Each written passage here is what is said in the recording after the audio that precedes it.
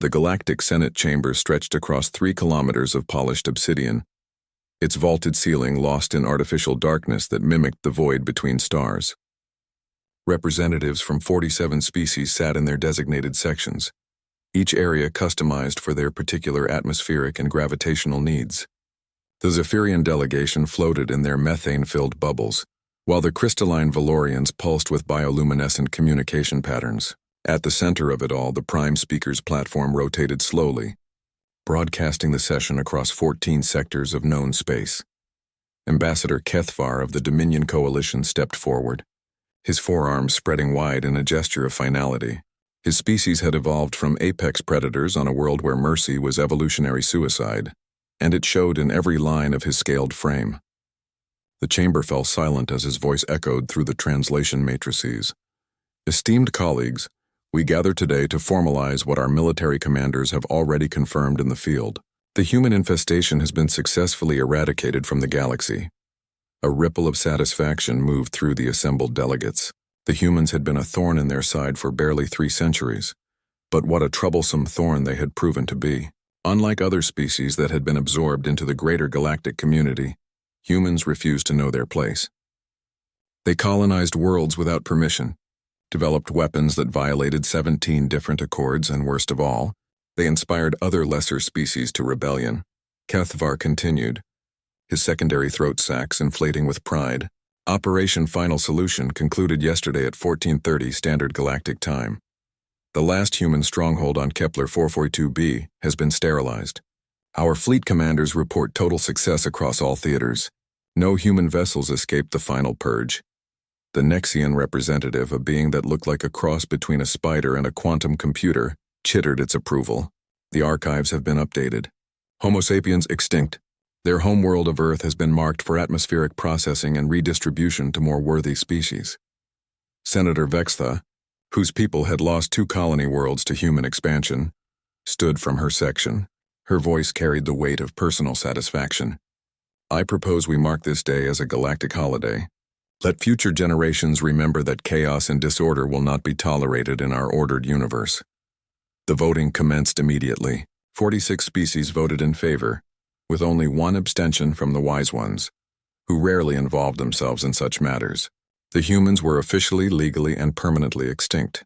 As the celebration began, none of the assembled dignitaries noticed the small maintenance hatch in the chamber's northwestern wall, sliding open with barely a whisper. The opening was no larger than what might accommodate a cleaning drone, hardly worth the attention of beings who had just rewritten galactic history. From that tiny aperture, something emerged that should not have existed. It moved like liquid shadow, flowing across the chamber's walls with impossible silence. The figure was small, hunched and draped in what appeared to be tattered fabric that seemed to absorb light rather than reflect it. Ancient eyes glowed with an intelligence that predated stellar formation, set in a face that belonged in nightmares. The being that Earth's children had once called Baba Yaga settled into an abandoned observation alcove, her iron teeth gleaming in the chamber's dim lighting. She'd been sleeping for millennia, resting in the spaces between spaces, but the death screams of an entire species had awakened her from her slumber. The humans had been young and foolish, but they had been her children nonetheless. She listened as the senators continued their celebration, their voices growing more boastful with each passing moment. They spoke of human weaknesses, of their brief and pathetic resistance, of how easily their worlds had fallen. They passed around holographic recordings of burning cities and dying fleets like party favors. Ambassador Kethvar was in the middle of regaling the chamber with details of the final battle when he paused. Something was wrong with the lighting in his section. The standard illumination panels were dimming, as if something was drawing the energy away from them. A chill was spreading through the atmospheric recyclers despite the environmental systems showing normal function. Strange, he muttered, but continued his speech. The humans proved even weaker than our projections suggested. Their so-called never-surrender attitude crumbled when faced with true military might. The temperature continued to drop. Several delegates were beginning to notice, their various breathing apparatus fogging in ways that shouldn't be possible in a controlled environment. The chamber's central intelligence was running diagnostic after diagnostic, but all systems showed green. In her alcove, Baba Yaga smiled, and the sound that escaped her throat was like wind through a graveyard. The mortals below had no idea what they had unleashed with their genocide. They thought humans were just another species to be catalogued and discarded. They didn't understand what they had really killed. They had murdered the children of Earth, the descendants of the first species, to look up at the stars and dream of touching them.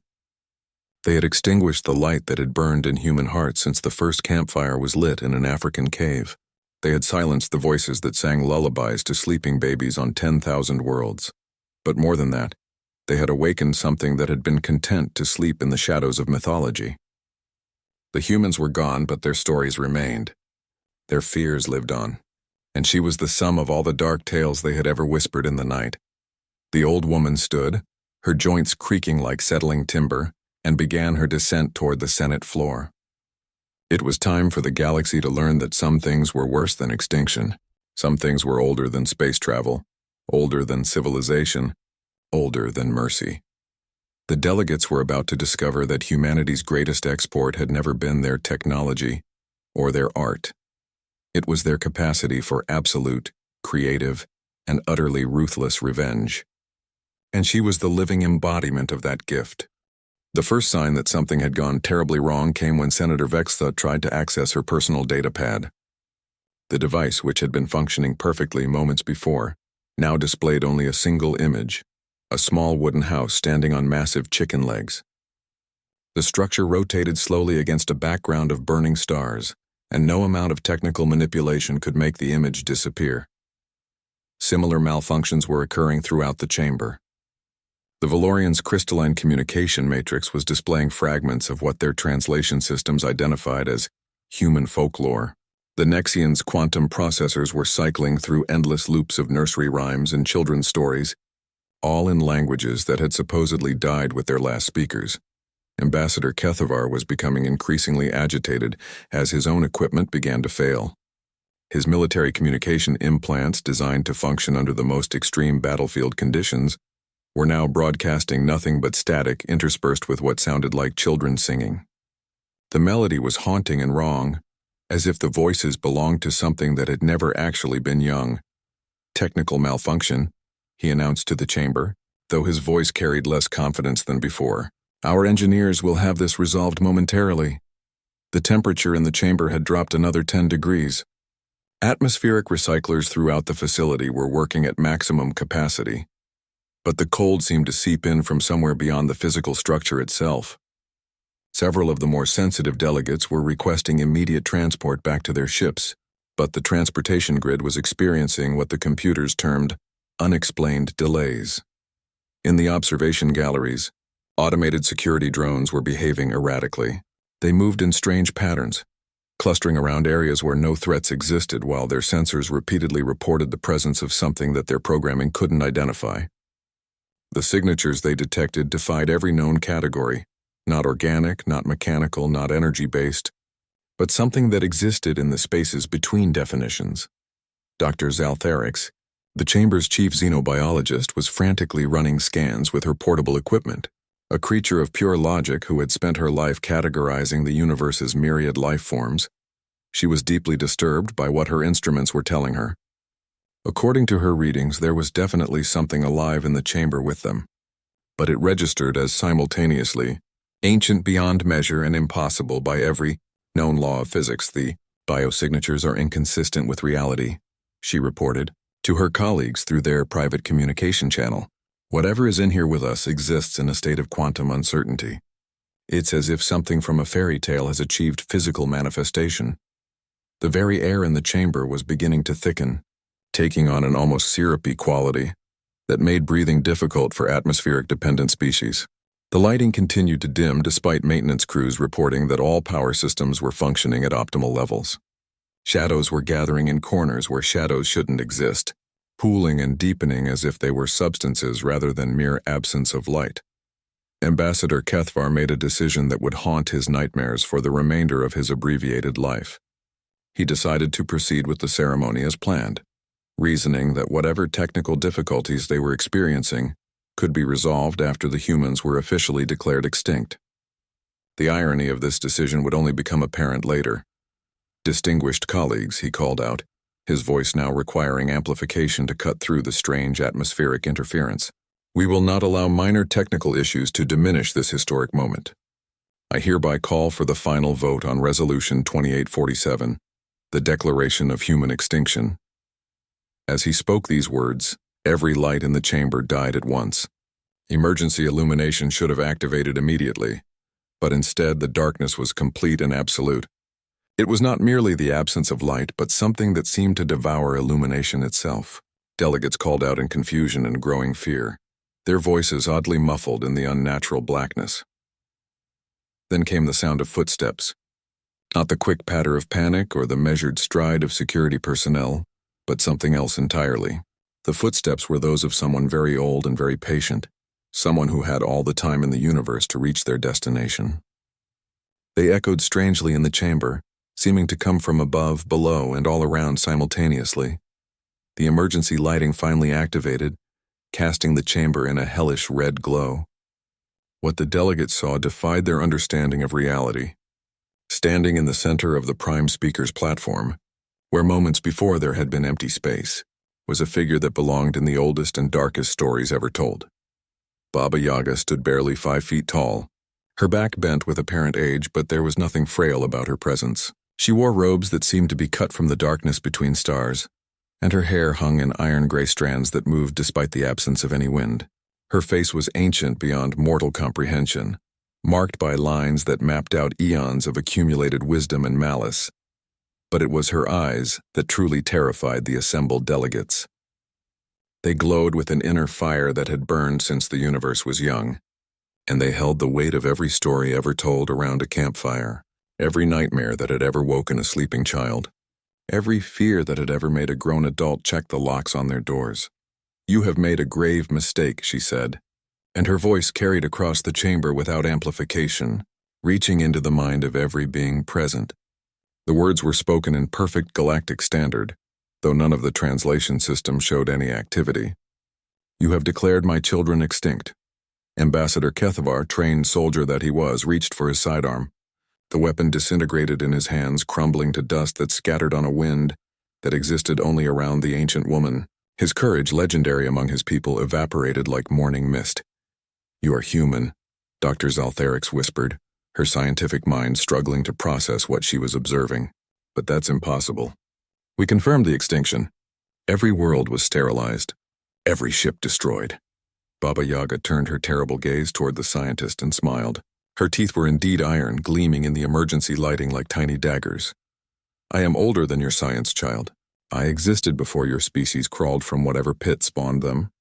I am the shadow cast by the first fire, the fear that taught the first predator to look over its shoulder." Her voice was growing in power, resonating through the chamber's structure itself. "I am what humans carried with them when they left their birth world. I am their gift to the universe." The chamber's walls began to crack, though the structural integrity system showed no damage. Reality itself was straining under the weight of her presence, as if the universe was struggling to accommodate something that operated by rules older than physics. "And now," Baba Yaga continued, raising one gnarled hand, "you will learn the price of murdering an entire species of storytellers." The transformation began with Ambassador Kethavar. One moment he stood defiantly on his platform, and the next his forearms were sprouting black feathers that gleamed like oil in the emergency lighting. His proud military bearing crumbled as his bones began to hollow, his jaw extending into a crude beak. The ambassador of the Dominion Coalition, architect of humanity's genocide, was becoming something far more humble. "No," he tried to scream, but only harsh cawing emerged from his transformed throat. His intelligent eyes remained unchanged, trapped in the skull of a creature that could never again speak of military victories or strategic brilliance. He would spend the rest of his days as a scavenger, picking through garbage and crying warnings that no one would understand. Dr. Zaltherix backed away from her instruments as they began displaying impossible readings. Her scientific mind, so proud of its ability to categorize and explain, was fragmenting under the weight of witnessing laws of physics being rewritten in real time. She opened her mouth to protest, to demand logical explanation. But the sound that emerged was the rhythmic croaking of a frog. The xenobiologist's limbs were already beginning to shorten and change, her sophisticated neural implants sparking and dying as her brain restructured itself for a simpler existence. Her last coherent thought was a bitter irony. She had spent her life studying the transformation of species, never imagining she would experience it firsthand. Throughout the chamber, the representatives of 46 species were discovering the price of genocide. The Valorians' crystalline forms were clouding and cracking, their beautiful bioluminescence dimming as they became simple minerals, no more conscious than the rocks they had originally evolved from. The Nexians' quantum mechanical consciousness was collapsing into the simple electrical patterns of insects, their vast intellectual networks reduced to the basic impulses of hunger and reproduction. But Baba Yaga was not content with mere transformation. As her iron teeth gleamed in the dying light, the chamber itself began to change. The polished obsidian walls rippled like water, revealing glimpses of something that lay beneath the veneer of civilized space. Twisted trees pushed through the floor, their branches bearing fruit that looked suspiciously like the severed heads of ancient tyrants. Paths appeared where there had been smooth corridors, winding away into forests that existed in the spaces between nightmares. "You wonder how this is possible," she said, her voice now coming from everywhere and nowhere. "You who pride yourselves on your advanced science and your ordered universe. But you never understood what you were fighting." The emergency lights flickered and died, replaced by the glow of phosphorescent fungi that had never evolved on any known world. The air itself was changing, carrying scents of deep forests and old magic, of places where cause and effect operated according to different rules. Humans were never just another species, Baba Yaga continued as she walked among the transforming delegates, her footsteps leaving small flowers in the space-age floor. They were the children of Earth, the world that gave birth to stories. Every campfire tale, every bedtime story, every whispered legend, these things had power, and humans carried that power with them to the stars. Senator Vextha, now sporting the pointed ears and mushroom-pale skin of something that belonged in deep caves, tried to crawl toward what she hoped was an exit. Her sophisticated political mind was dissolving, being replaced by the simple cunning of a creature that lived by stealing shiny objects and playing cruel tricks on travelers. "Your fleets were very thorough," the ancient woman acknowledged with mock appreciation. "Every world sterilized, every ship destroyed, every human killed. But you made one crucial error in your planning. You forgot to kill their stories." The chamber's artificial gravity was failing, but instead of floating, objects were beginning to move according to narrative logic rather than physical law. Heavy stones drifted like feathers while whispered secrets fell like lead weights. The very air was thick with potential, pregnant with the possibility of any story ever told coming true. "Stories have power," Baba Yaga explained as she approached a group of delegates who had huddled together for protection. They were already showing signs of change, growing extra limbs in wrong places, sprouting branches instead of hair, their eyes becoming the compound facets of creatures that served as cautionary examples rather than civilized beings. Humans understood this instinctively. Every story they told, every myth they shared, every fear they gave shape to, these things became real in the spaces between reality. A new sound was filtering through the chamber, the distant howling of wolves that had learned to hunt among the stars. The baying grew louder, closer, accompanied by the sound of massive paws padding across surfaces that defied geometric description. Somewhere in the facility's transformed corridors, predators made of living shadow were awakening from their long sleep. "I am the sum of every Baba Yaga story ever told around every human campfire," she continued, her form beginning to shift and change. Sometimes she appeared as the familiar crone of Slavic folklore, sometimes as a beautiful young woman with murder in her eyes, and sometimes as something far older and more terrible than human imagination had ever dared to fully describe. "I am every witch who lived in the woods, every wise woman who demanded payment for her gifts, every crone who tested heroes and punished the wicked. I am the power that lived in those stories, given form by human belief and human fear." The remaining delegates who still possessed enough intelligence to understand her words felt their hope dying. This was not a battle they could win with weapons or strategy. This was not even a battle in any sense they understood. This was judgment delivered by the collected unconscious of an extinct species. "And now," Baba Yaga said, her voice taking on the quality of wind through ancient trees, "you will live in the stories that humanity told about creatures like you. Forever." The transformation was accelerating. Where once there had been senators and ambassadors, now there were goblins and trolls, sprites and bogeymen, all the creatures that had lurked in the margins of human stories. They retained enough of their original intelligence to understand what had befallen them, but were no longer capable of the abstract thought needed to appreciate the irony. Above them all, Baba Yaga stood in her true form, not the witch of children's tales, but the living embodiment of narrative justice, the keeper of the balance between civilization and the wild places of the heart. She was both terrible and beautiful, ancient and eternal, the price that the universe extracted for the murder of dreamers. The news of what had transpired in the Senate chamber spread through the galaxy like a virus of impossibility. Fleet Admiral Korvax, stationed 3 systems away aboard the massive dreadnought Inevitable Conclusion, received the first garbled reports with typical military skepticism. His species, the hegemony, had evolved from pack hunters and prided themselves on their logical approach to warfare. "Clarify that report." "Communications officer," he commanded from his command throne, his 6 legs locked in the stance of absolute authority. "Are you telling me that our entire Senate has been transformed into fairy tale creatures?" Communications officer Thys, her scales rippling with nervous patterns, double-checked her instruments before responding. "Admiral, I know how it sounds, but we're receiving consistent reports from 17 different observation stations. The Senate chamber has been altered.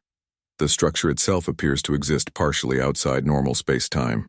Admiral Korvax's mandibles clicked in irritation. He had personally overseen the final phase of humanity's extermination, watching their last strongholds burn from orbit.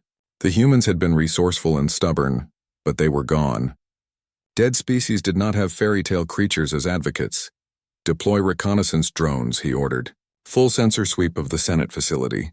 If this is some kind of human survival plot using advanced technology, we'll identify and neutralize it according to standard protocols."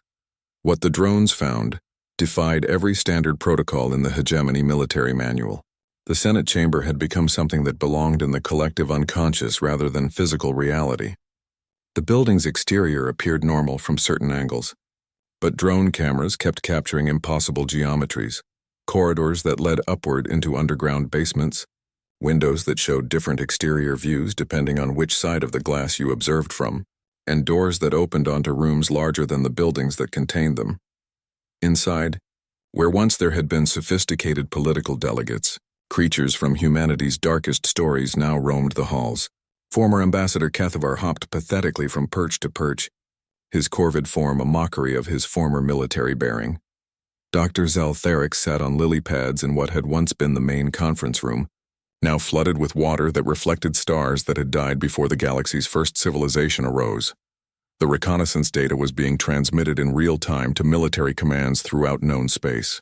Admiral Korvax watched the feeds with growing unease, his training warring with the evidence of his own sensors.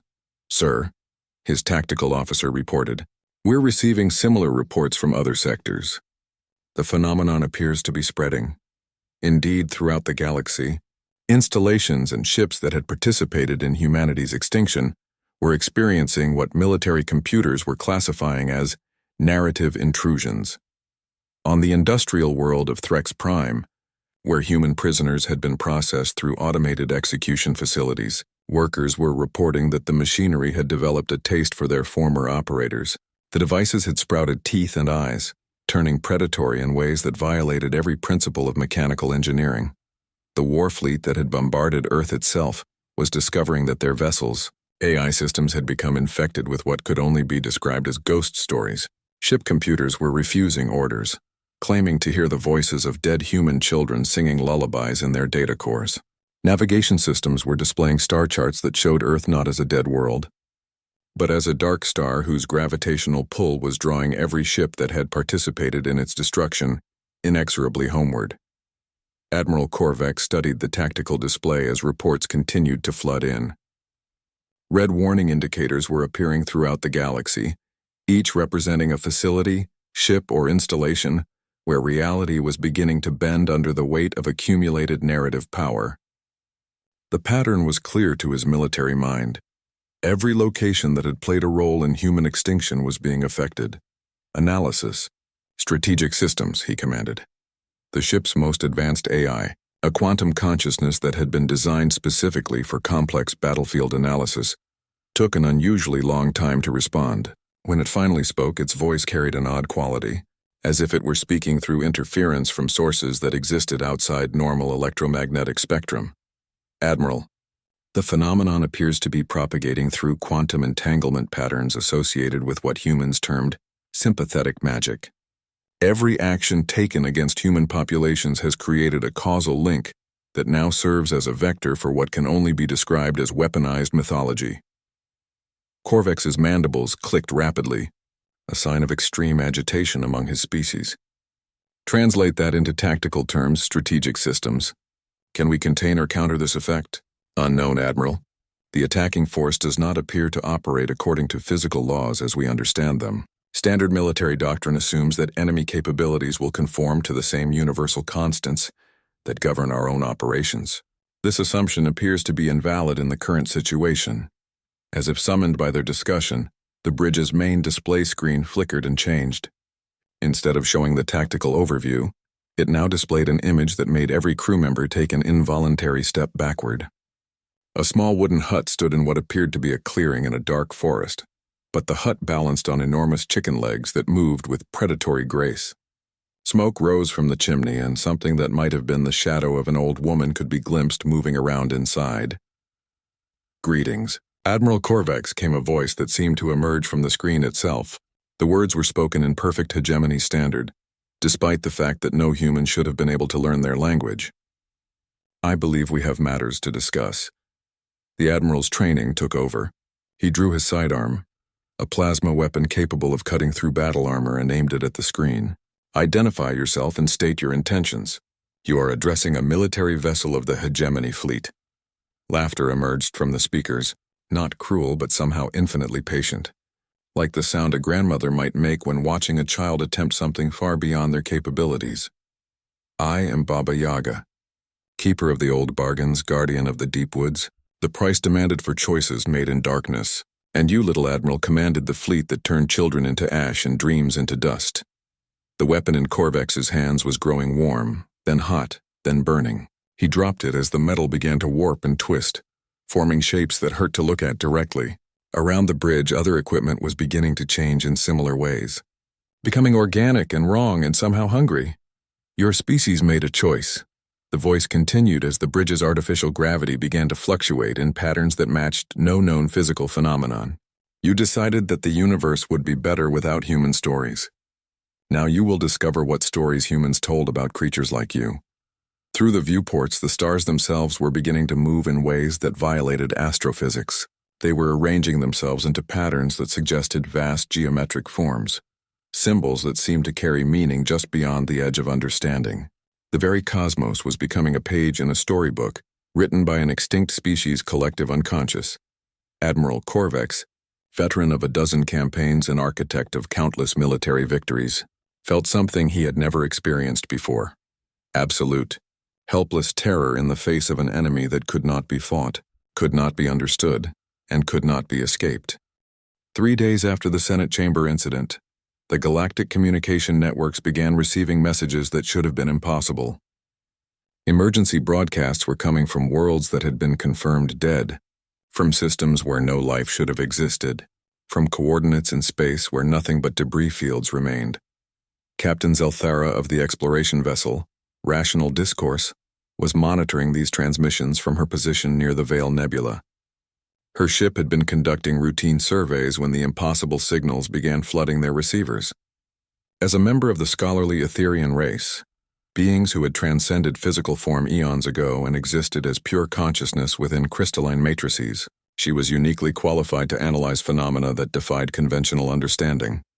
Captain, her communications array reported in harmonic tones that resonated through her crystal housing. We're receiving a direct transmission from Earth. Source coordinates confirm origin from the Sol system. Zelthara's consciousness flowed through her ship's sensor network, examining the data streams with scientific precision. Earth had been sterilized 6 months ago. She had personally observed the bombardment reports, watched the atmospheric processors reduce the planet to a barren rock suitable for terraforming. No life could possibly survive on its surface. Display the transmission, Full spectrum analysis, she commanded. The main holographic display materialized an image that challenged everything Zelthara knew about physics, chemistry, and the basic laws of planetary ecology. Earth hung before them in space, but it was not the dead world that military reports had described. The planet pulsed with an eerie light that had nothing to do with its star's illumination, and its surface showed not the expected barren landscape, but something far more disturbing. Vast forests covered continents where cities had been bombed to glass. Rivers flowed in spirals that formed runic patterns visible from orbit. Mountain ranges had arranged themselves into shapes that suggested sleeping giants, and the aurora that danced around the planet's poles formed words in languages that predated stellar civilization. Impossible, Zelthara whispered through her ship's communications array. Planetary resurrection violates thermodynamics, conservation of mass, and approximately 47 other fundamental constants. The transmission began to resolve into a clearer signal. A voice emerged from the static, speaking in what the ship's computers identified as an ancient Earth language called English, though no translation matrix should have contained that extinct linguistic data. To all who participated in the ending of our story, the voice began, and it carried the weight of accumulated grief that had achieved critical mass and transformed into something far more dangerous. This is Terra, speaking for those who can no longer speak for themselves. Zelthara's crystalline form brightened as she focused her attention on the impossible transmission. The voice was unmistakably human, but it carried harmonic frequencies that suggested it was being generated by geological processes rather than biological ones. The planet itself was speaking. We know what you did to our children scattered among the stars. We felt their lights go out one by one until darkness covered all the worlds where human laughter had echoed. You silenced our storytellers, murdered our dreamers, and thought this would bring you peace. Through the ship's enhanced sensors, Zelthara could observe Earth's surface in greater detail. What she saw defied every principle of planetary science she had studied. Cities were rebuilding themselves, but not as they had been. They grew like living things, their architecture following organic patterns that hurt to look at directly. Forests walked across continents, their root systems forming network patterns that resembled neural pathways on a planetary scale. You believed that death was the end of our influence, Earth's voice continued, growing stronger and more resonant. But you never understood what humans carried in their hearts. We were not merely another species expanding through space. We were the children of the world that gave birth to imagination itself.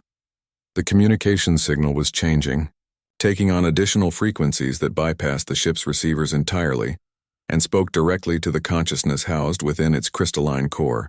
Zelthara found herself experiencing sensations that had no name in her species' post-physical existence. Warmth, loss, anger, and something that might have been hope twisted into a form capable of reshaping reality. Every story told around every campfire, every myth shared between generations, every nightmare that woke a sleeping child, these things had power. And when you killed the last human, that power had nowhere left to go except back to where all stories began. Around Earth, space itself was beginning to show signs of the same impossible transformation. Asteroids were arranging themselves into geometric patterns that spelled out human words in scripts that had died with their civilizations. Comets traced paths through the void that formed pictures visible only from specific vantage points. Illustrations from children's books written in ice and starlight. We have become something new, Earth announced, and its voice was now joined by a chorus that seemed to include every human who had ever lived. No longer bound by flesh or the limitations of individual existence, we are the collective unconscious given form. We are every story you tried to end, given the power to write new endings. Zelthara's scientific instruments were detecting energy readings that violated several fundamental laws. The planet was generating power levels that should have torn apart its gravitational matrix. But instead of destruction, the excess energy was being channeled into projects that existed in the spaces between physics and narrative logic. Your fleets, your worlds, your civilizations. You built them all on the assumption that the universe operates according to consistent rules.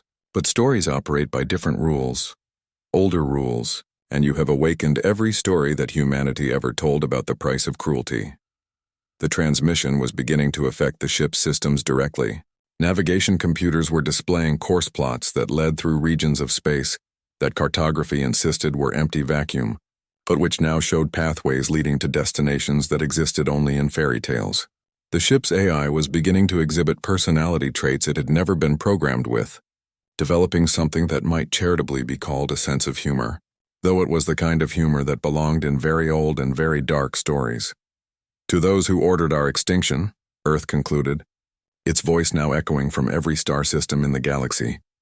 To those who carried out those orders, to those who celebrated our silence, your story is just beginning, and we promise you, it will have exactly the ending that such a story deserves. The transmission ended, but its effects continued to propagate through space at velocities that ignored the speed of light. Throughout the galaxy, every species that had participated in humanity's extinction was discovering that their carefully ordered universe had suddenly become a place where fairy tales came true, where narrative causality could override physical law, and where the dead could reach out from beyond extinction to settle accounts with the living. Captain Zelthera, her crystalline consciousness reeling from exposure to weaponized mythology, set course for the nearest friendly port. She had scientific data to report, warnings to send, and a growing suspicion that the age of rational civilization was about to end in a very irrational way. The Synthesis Council convened an emergency session aboard the mobile fortress, Absolute Logic, positioned in the galactic void between star systems where they hoped to be safe from what their xenobiologists were now classifying as ontological warfare. Representatives from the 17 remaining unaffected species had gathered to address what was being called the human posthumous insurgency. Chancellor Vorthak, leader of the machine intelligence collective known as the Perfectly Rational, addressed the assembly through multiple communication protocols simultaneously. His kind had uploaded their consciousness into quantum computers millions of years ago, abandoning biological existence for the purity of mathematics and logic. If any species could find a rational solution to an irrational problem, it should have been his. Fellow entities of reason, his synthesized voice resonated through the council chamber. We face an unprecedented crisis. Our preliminary analysis indicates that the human species has somehow weaponized the concept of storytelling itself. Their extinct civilization has become a force that operates outside the boundaries of physical law. The holographic display showed the current state of the galaxy, and it was not reassuring. Red zones marked areas where reality had become unstable, where ships and installations were reporting encounters with entities that defied classification. The Dominion Coalition's military had lost 17% of its fleet to what their surviving crews described as wolves made of starlight that hunted between dimensions. Ambassador Cleth of the Neutral Zone Observers, one of the few species that had refused to participate in humanity's extinction, shifted uncomfortably in her environmental suit. Her people had evolved in the crushing depths of gas giant atmospheres and were naturally risk-averse. But even they were beginning to experience the effects of the narrative revolution sweeping through space. Our deep space monitoring stations are reporting spatial anomalies that correspond to human mythological structures, she informed the council. Locations matching descriptions from their folklore are manifesting spontaneously throughout previously empty space. We've confirmed the existence of at least 43 separate enchanted forests in regions that our surveys indicated contained nothing but vacuum. Chancellor Vorthak processed this information through 17 different analytical frameworks, all of which returned the same conclusion: impossible. The energy requirements for such large-scale reality manipulation exceed the total output of every star in the galaxy. The source of this power remains unidentified. Dr. Zenith of the Academic Collective, whose species had devoted themselves entirely to the pursuit of knowledge, presented her findings with barely controlled panic. We've been analyzing the pattern of manifestations, trying to predict where the next reality breaches will occur. The distribution follows narrative logic rather than physical causality. Areas are being affected based on their thematic significance rather than their spatial relationship to previous incidents. The implications were staggering. Military commanders couldn't protect targets because the attacks weren't following any comprehensible tactical doctrine. Scientific installations were experiencing poltergeist phenomena that their instruments insisted were impossible. Entire star systems were being transformed into settings that belonged in children's books rather than astrophysical surveys. Have we attempted communication with this Baba Yaga entity? Asked Representative Thaimal of the Deep Thinkers, whose species communicated entirely through chemical exchanges that took place over periods of years. Perhaps negotiations are possible. Chancellor Vorthak's response carried the electronic equivalent of bitter laughter. Communication protocols have been attempted through every known medium. The entity responds, but its communications violate information theory. It speaks in metaphors that carry more data than should be possible, tells stories that alter the listener's perception of reality, and demands prices that cannot be calculated using any rational economic model. The truth was more disturbing than Vorthak was willing to admit to the council. Baba Yaga had indeed communicated with them, appearing in their most secure data networks as easily as if their quantum encryption were children's drawings.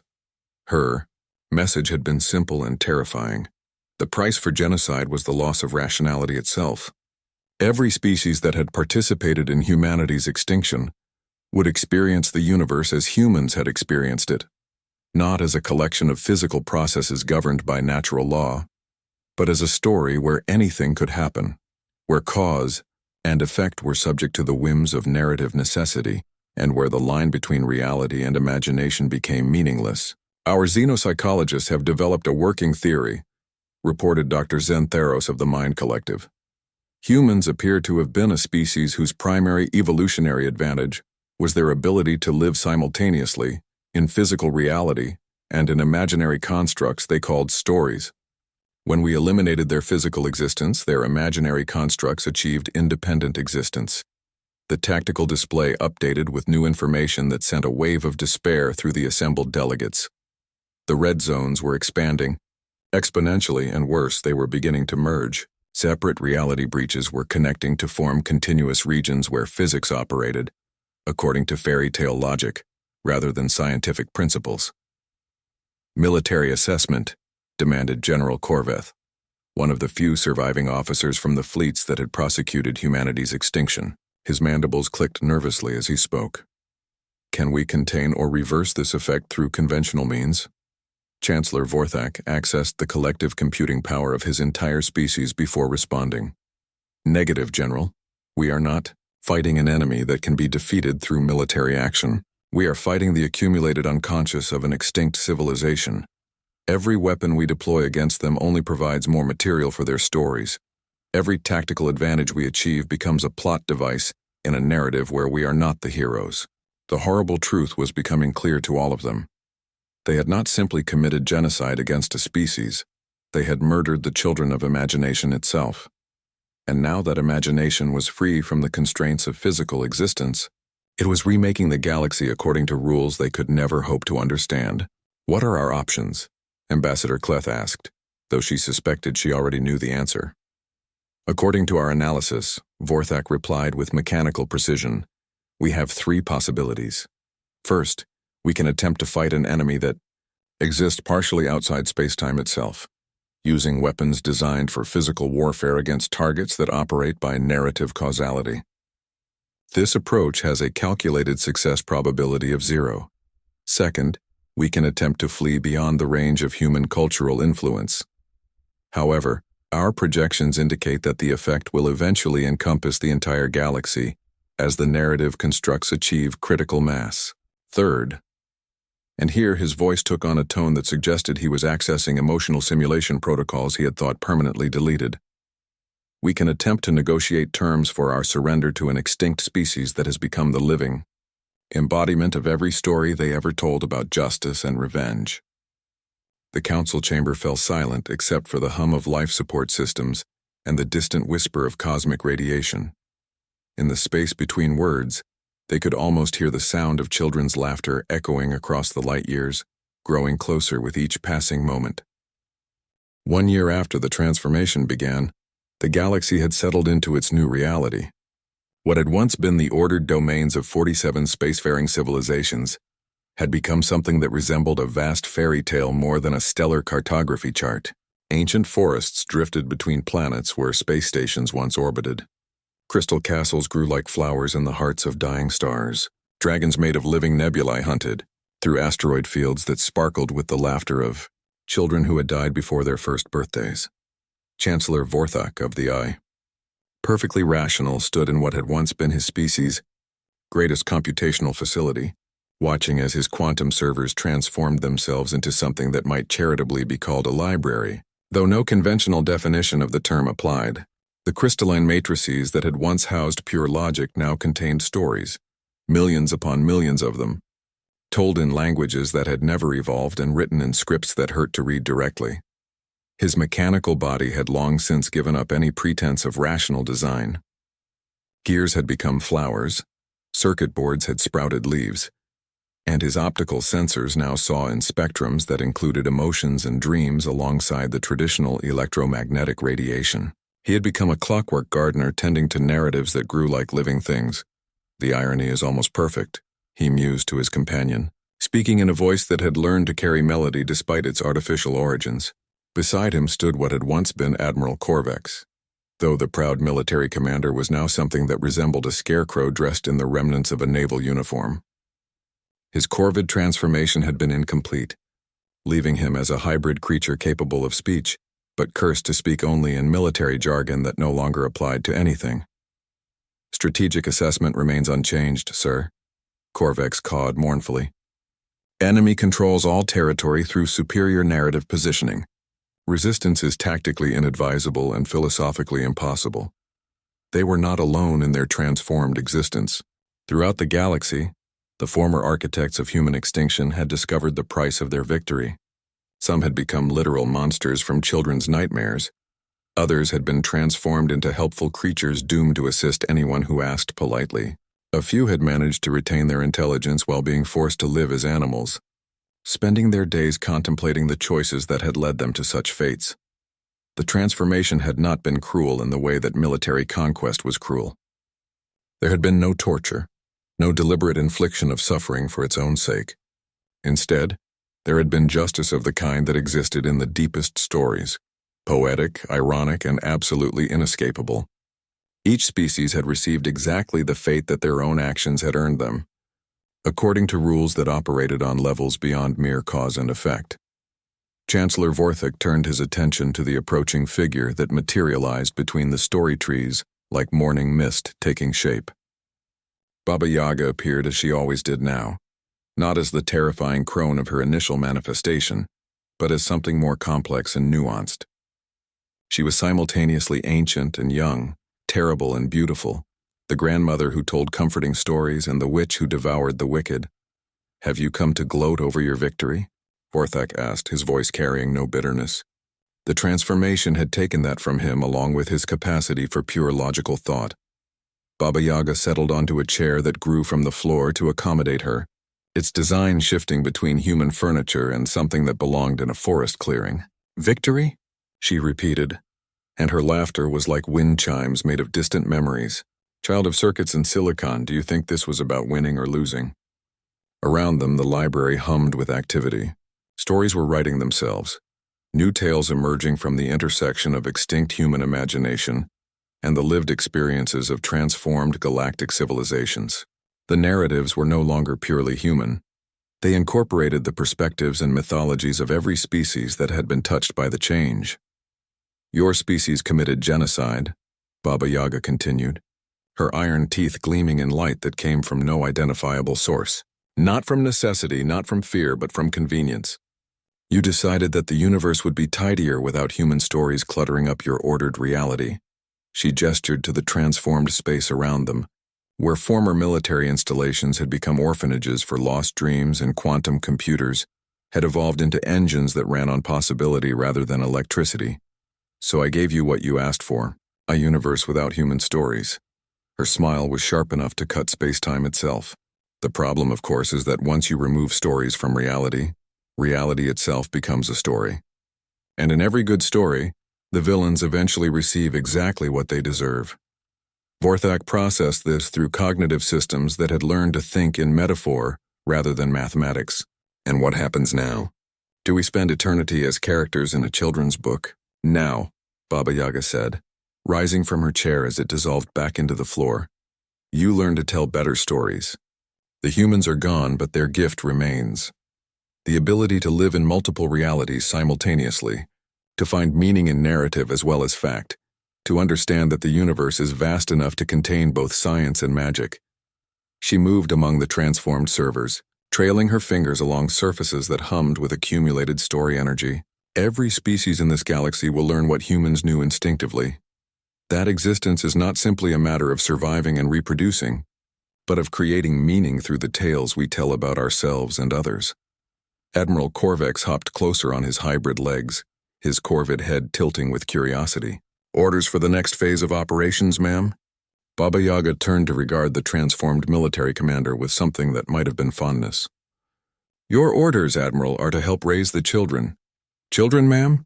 The ancient woman gestured toward the vast library, where new stories were budding on the narrative trees like fruit ripening and fast forward. Every story needs characters to bring it to life.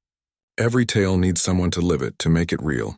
The humans left behind billions of unfinished stories, and every one of them needs parents. The implications settled over the transformed facility like morning light. Throughout the galaxy, the former civilizations would become adoptive families for the orphaned stories of humanity. They would learn to live in worlds where dragons were real but friendly, where magic operated according to its own logic, where the impossible happened regularly, but always for reasons that made perfect sense within the context of the narrative. It was not punishment. Vorthak realized with what remained of his analytical capabilities. It was education.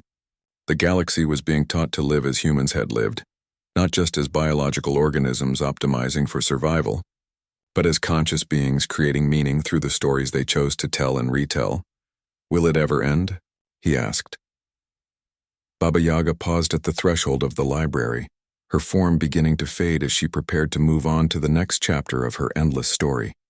All stories end, Clockwork Gardener, but they also begin again, told by new voices to new audiences, forever and always.